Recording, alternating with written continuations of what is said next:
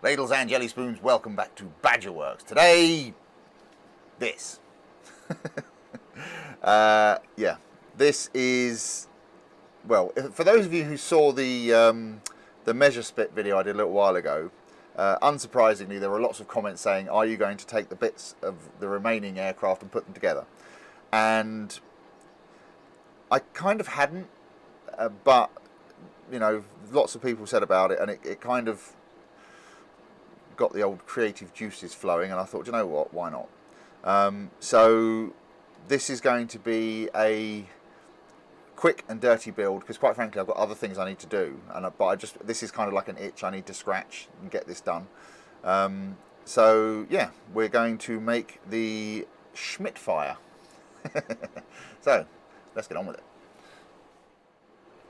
So yeah, this is going to be a pretty quick and dirty build, because like I say, I've got other things I need to do, and I just want to get this done, put together and out of the way. So I may not talk too much, I might just get on with it and do like a voiceover or something afterwards.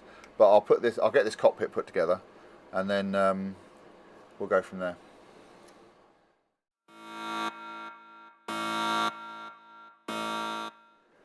I'll tell you what, there's a lot of flashing on this kit, lots of mould lines.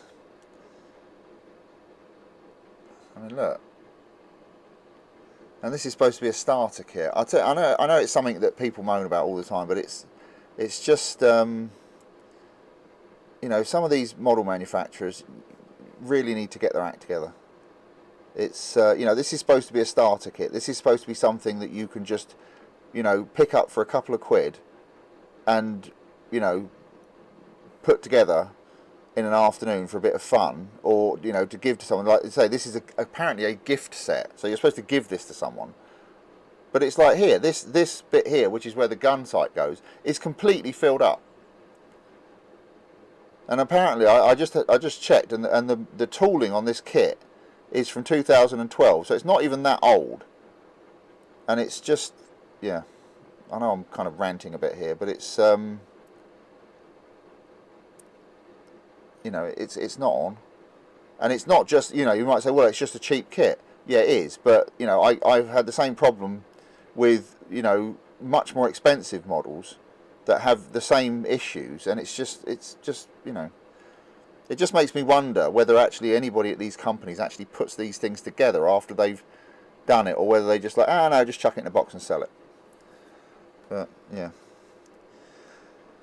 anyway, rant over. Let me get this put together. I can bet you any money you like that's not going to fit in that hole.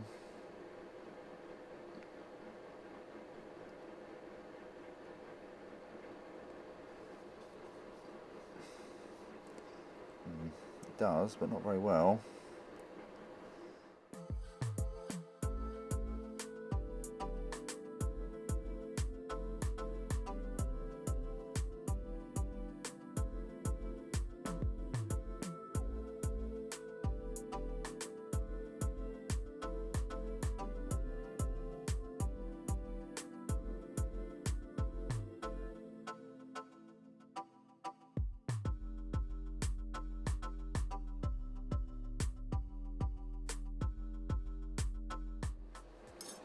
Right, let's get that painted up.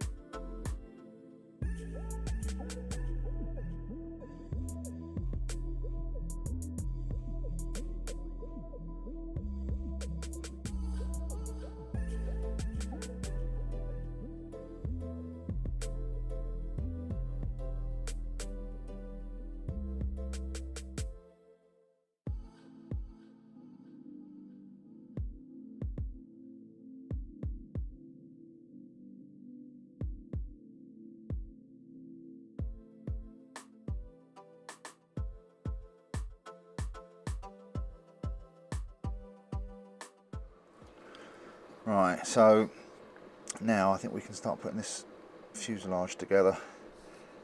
So cockpit goes in first.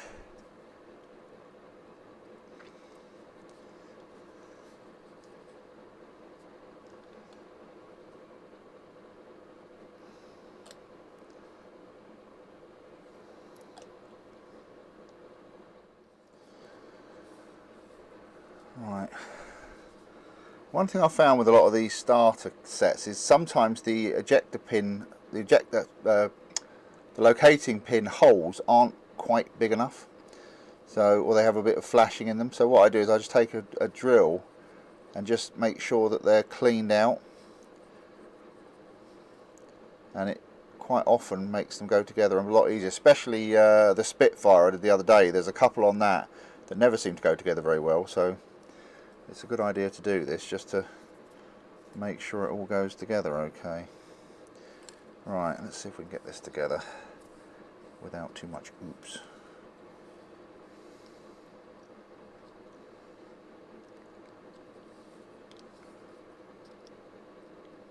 Right, oh, that actually went together remarkably easily.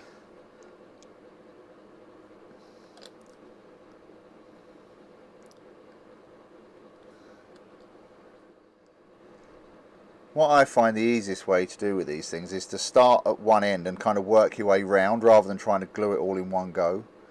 And it seems to help them go together a lot easier.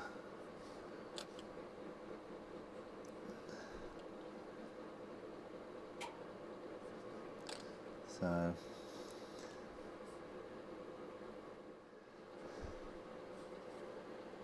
right, I'll just put a bit of tape on that to hold it. Right, we'll give that a few minutes to set up. Right, so I've got the fuselage together, as you can see. I've masked up the canopy, put that on. The centre part of the canopy is just stuck on with a bit of Mod Podge at the moment because I want to get it off again, but I want to paint it while it's in situ. Now I'm just trying to put this nose on, and I think what I'm going to do is I'm just going to stick it on and then fill it. Cause so I'm just going to line up the two seam lines and then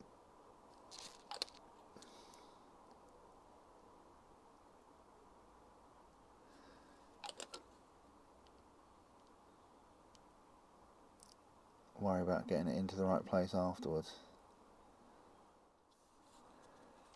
And what I want to do is try and get these to line up at the bottom. There are some gaps, but we'll worry about that afterwards. So I think about there, and now we'll just try and get this glued in place somehow, which is going to be interesting because there's some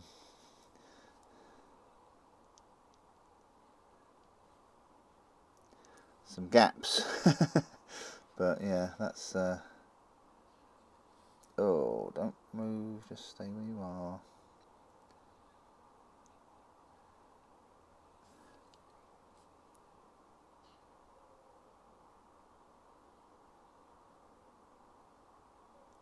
Right, stay. Right, let's let that dry, and then we can see what we can do about bolstering it on the inside somehow.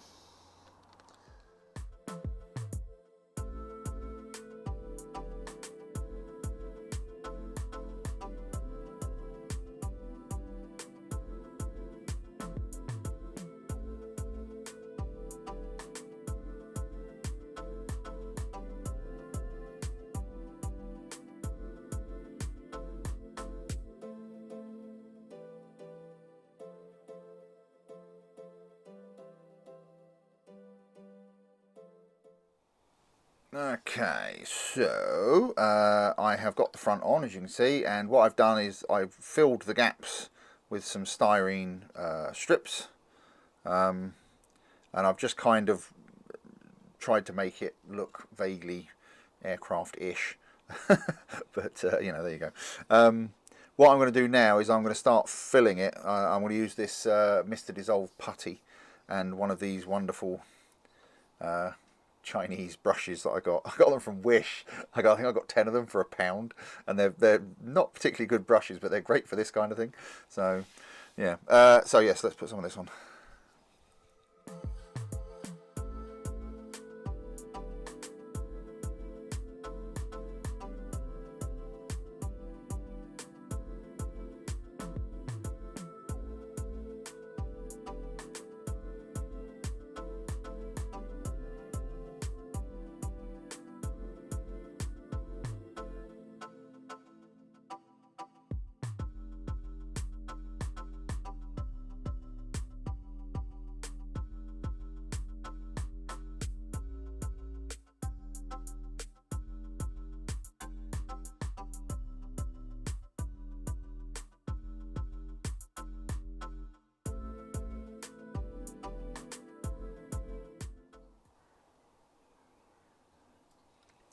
Yeah, I'll fill in all the gaps and holes and things in it, and then give it a sand down, and we'll see what it looks like.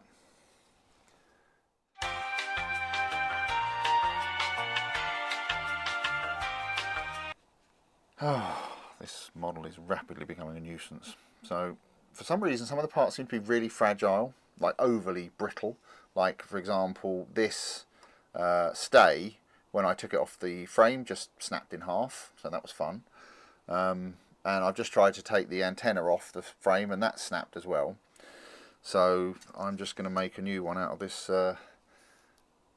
styrene bit of channel. So I'll just carve it to shape and then stick it on. So, but yeah, it's it's kind of fighting me every step of the way, which is not much fun, but there you go. So I've given this a quick lick over with some grey primer. Not the greatest job, you can tell I've missed a few bits, but that's fine. The main thing I wanted to do was hit the bits that I have filled and sanded, because it's a good way of seeing bits that you've missed. I mean, this is one of the great things about using grey primer, is not only does it prepare the surface for paint, it also shows you any bits you've missed. So it's actually not looking that bad. I think the main the main bit that needs a bit more work is, and as I suspected it would be, and I don't know whether you can see that, but basically it's around here. That's really what needs a bit more going over. So I think what I'll do is I'll give it a little bit more sanding, I'll give it another coat of primer, and then we can start putting some paint on it. Right, we're going to start with the underside and use our old favourite XF55 deck tan.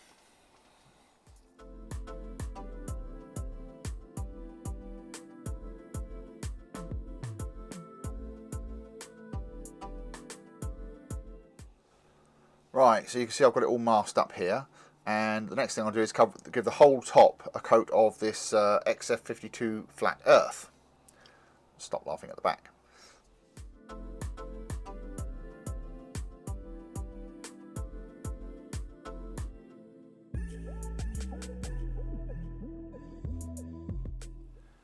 Right, that's the brown done, and long-time viewers will know what's coming next. That's right, mottling. Let's do that. Right, so you have to excuse me because I say I'm wearing a respirator, but oh, hang on, I need the glasses as well. I can't see what I'm doing. Now you're probably thinking, what is mottling? And it's something I've covered before in previous videos, but I'll go over it again.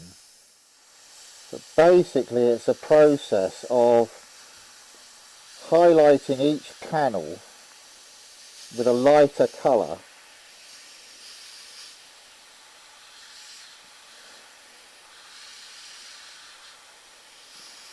and when I'm done with this, I'll go back over it with the original colour coat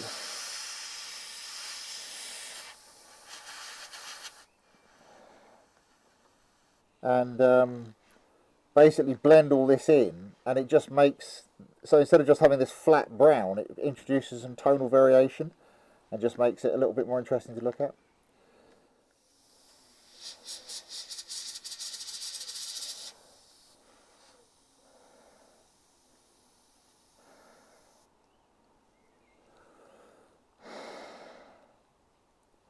So there you go. And now I'll go back over it with the brown again with a slightly thinned down mix, and you'll see what I mean when I blend it in.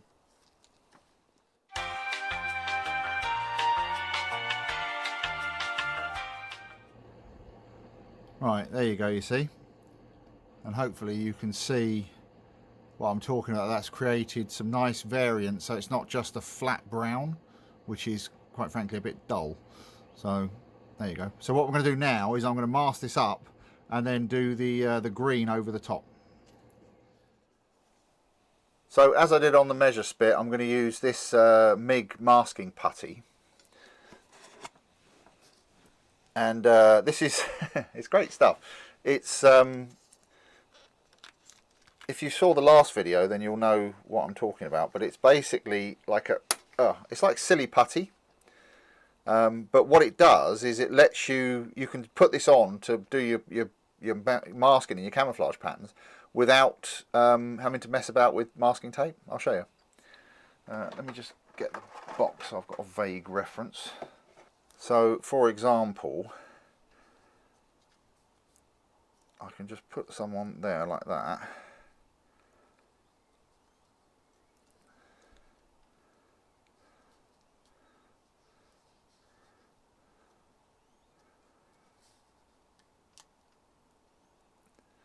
And then when I spray over it, this basically just acts like masking tape.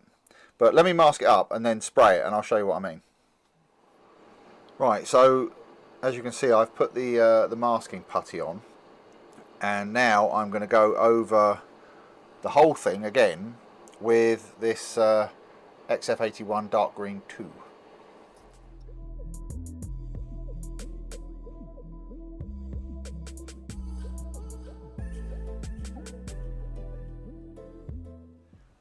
Right, and then what I'll do now is I'll mottle it again and then go over it with the green, and then I'll unmask it and show you what it looks like.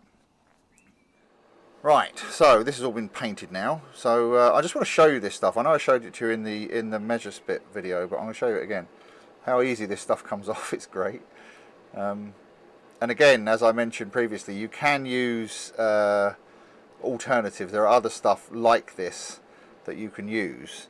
You know, you can use like silly putty and all that kind of stuff. But the nice thing about this stuff is it comes in a big tin. Oh, get off. There we go. But let me just peel all this off because I want to show you something. Right, let's put that to one side. Now, as you can see, this is all covered in paint. If you just move shit around a bit,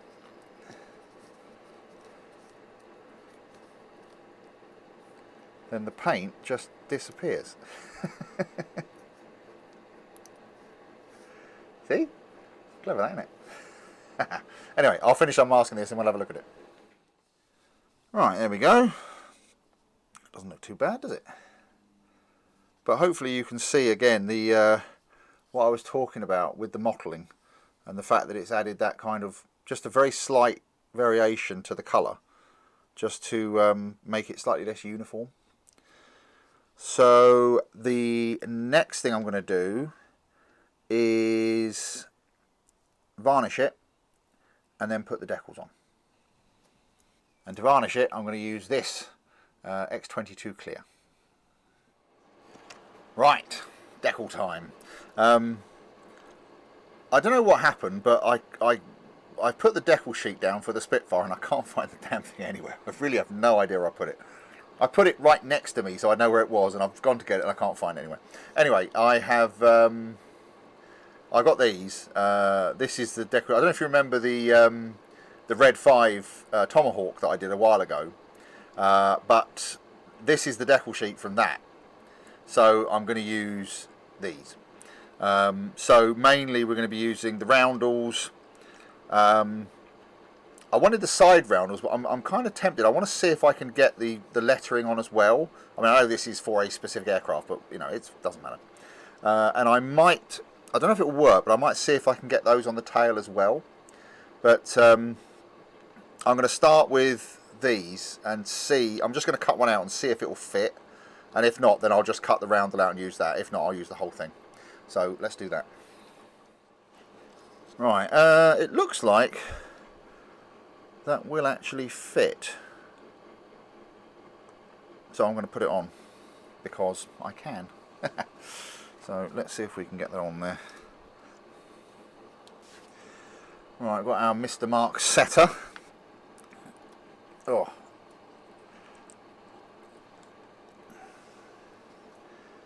So we'll just put some of that on the side. Right, now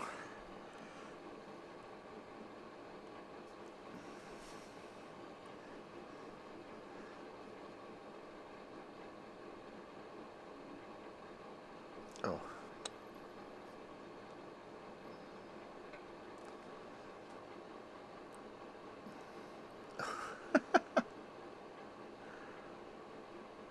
There we go. Oh yeah, that fits alright. Does that look straight? That's straight enough.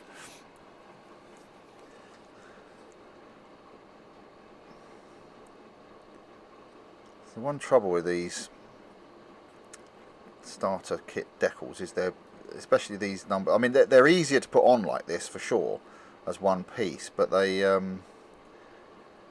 tend to be enormous. And the real problem that you have is all of this, the clear in between the letters tends to get in the way. So I don't think it'll be too bad, but what you can do, I'm not going to do it on this because it's just not worth it, quite frankly, but if you take your knife and you can basically just very carefully just cut in between the letters like that.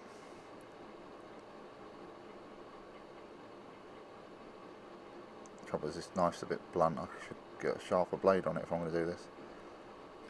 But just do that, and then you can actually oh,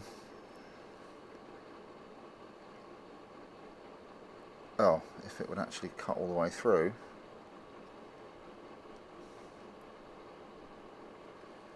You can actually take that piece off like that, you see.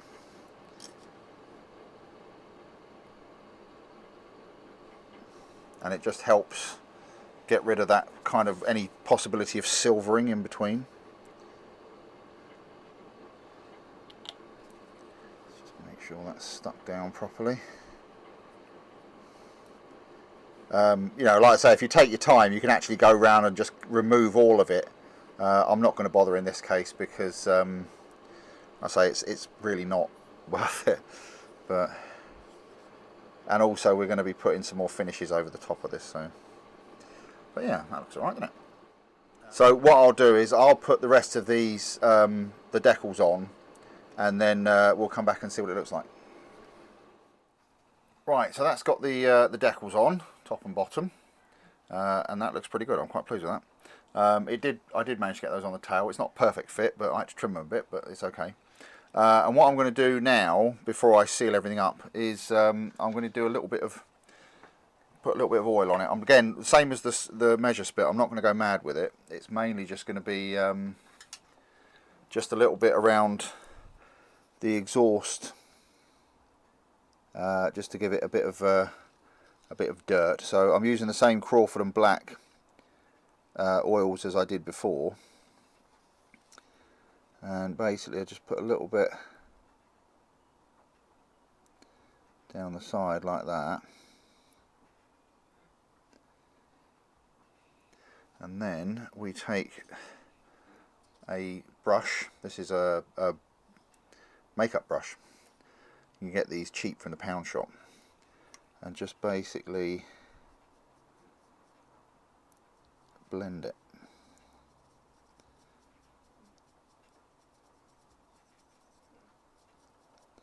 Like that, you see.